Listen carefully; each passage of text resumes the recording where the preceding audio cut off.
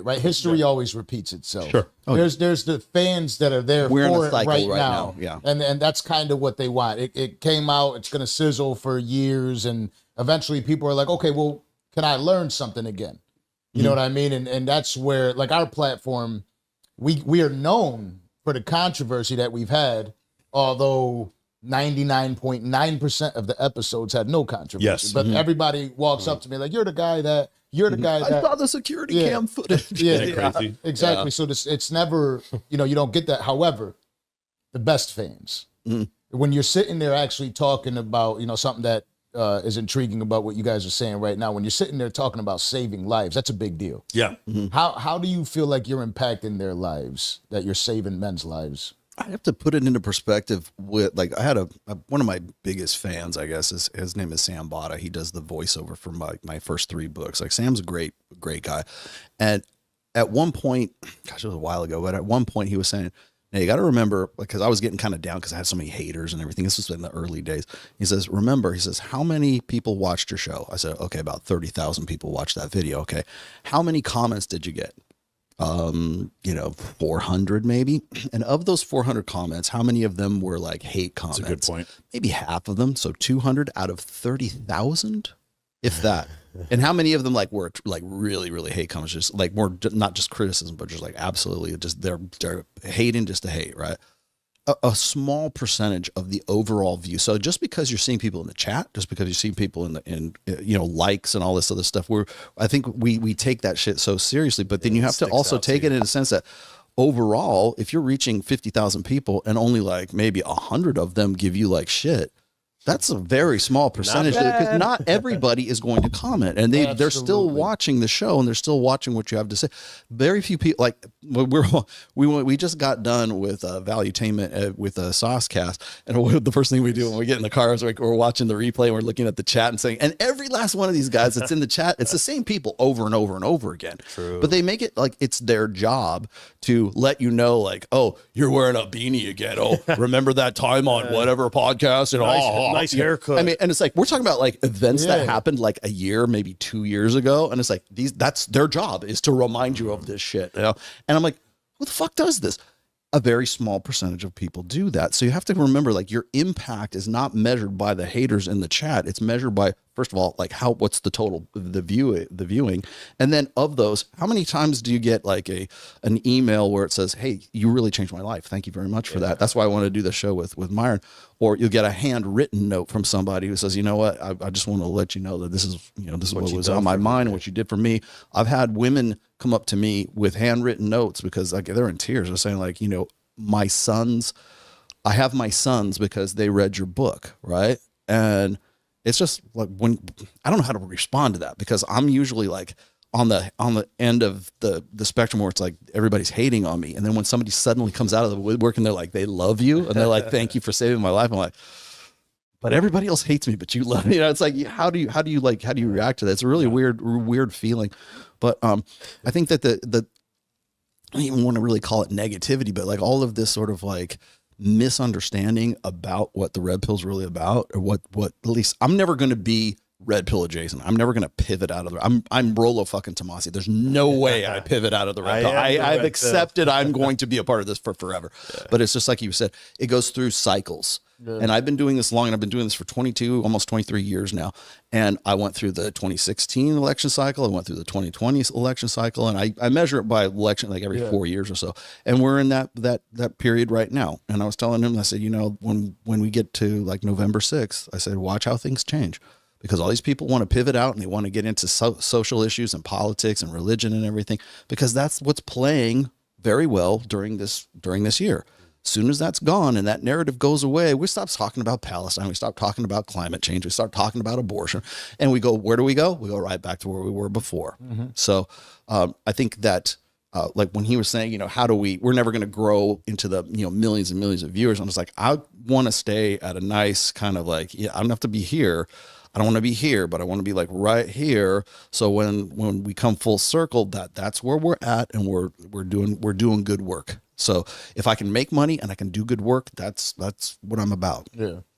So what I'm asking is, like, when you categorize it of how you're actually saving men's lives, what message do you think they're taking from what you're saying that's really like actually saving their lives? I can relate that to, like, most of the time it's guys who are going through divorces. This is when it comes to, like, you know, self-deletion and stuff. It's usually guys who are like either in a severe bout of like nihilism, despondency, and like depression, or most often it's guys who are like in the prime demographic for male self-deletion, which is 45 to 65 years old. I'm actually working on a program with Joe Marin from the MOA group to sort of cater or to, you know, to do a program for these guys. But that's the demographic. And usually when they come out of it, when a man comes out of a divorce, he's 8 times as likely to take his own life. Within the first, like, you know, 2 months of because there's no support. There's no, like, women have a network of support, whether it's through church or friends or whatever, or family and stuff like that. Exactly. Men have jack shit. So I mean, imagine divorce parties. Like when men get divorced, we look at exactly. it like, you just lost half your money. You're going to lose part of the time to be able to see your kids. Like, we just look at it like we either look at a man who just got divorced either as a failure or with pity. We look at women who just got a divorce and we make movies about them. Like, it's just completely different. Congrats, way to look at girl. It. Yeah, for sure.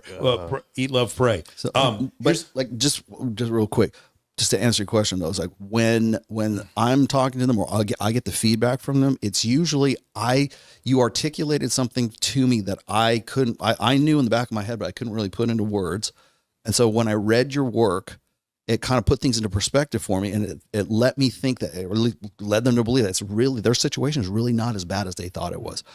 The other thing is, like, when we do the female delusion calculator, and I hate to even use, because it was originally, it was kind of like as sort of like, you know, a dig at women, but it's really useful for men. So you go and you put in, like, if you put in your own stats into the female delusion calculator, you know, I'm 5'11", I'm a white guy, you know, X amount old, I make X amount of dollars, I'm not obese, all, you know, you run into, and it's basic information, right?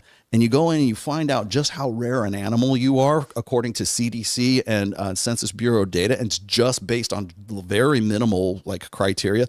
Guys see that and they go, damn, I'm actually 0.01% of the population. And so that kind of puts their head in a different space at that point, is thinking, it's not so bad. I can recover from this. It's what I call getting zeroed out. When guys get zeroed out, they think that they only have 2 choices. And one is delete yourself or recreate yourself.